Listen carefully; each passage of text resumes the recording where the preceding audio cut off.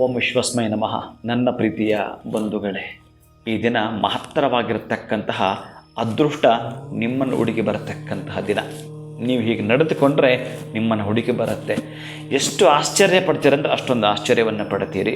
ಸಾಧ್ಯವಾದರೆ ನರಸಿಂಹಸ್ವಾಮಿಯ ದೇವಸ್ಥಾನಕ್ಕೆ ಹೋಗುವಂಥದ್ದು. ಇವತ್ತು ಆ ಮಹಾನುಭಾವನದೇ ನಕ್ಷತ್ರವಿದೆ. ಅದಕ್ಕಾಗಿ ಅಂತಹ ಸ್ವಾತಿ ನಕ್ಷತ್ರದಂದು ಆ ದೇವಾಲಯಕ್ಕೆ ಹೋಗ್ತಕ್ಕಂಥದ್ದು. ಅನ್ನದಾನ ಮಾಡ್ತಾ ಇದ್ದರೆ ಒಂದಷ್ಟು ಜನರಿಗೆ ಊಟವನ್ನು ಬಡಿಸುವಂಥದ್ದು, ತಾವು ಅಲ್ಲಿ ಪ್ರಸಾದವನ್ನು ಮಾಡಿ ಬರತಕ್ಕಂತಹದ್ದು.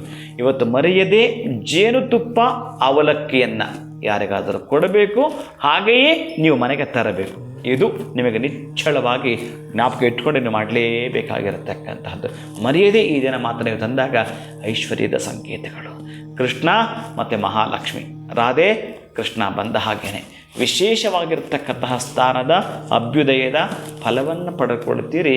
ಅದೃಷ್ಟ ದಿನವನ್ನಾಗಿ ಮಾರ್ಪಾಡು ಮಾಡಿಕೊಳ್ತೀರಿ. ಶುಭಂ ಭೂಯಾತ್, ಒಳಿತಾಗಲಿ.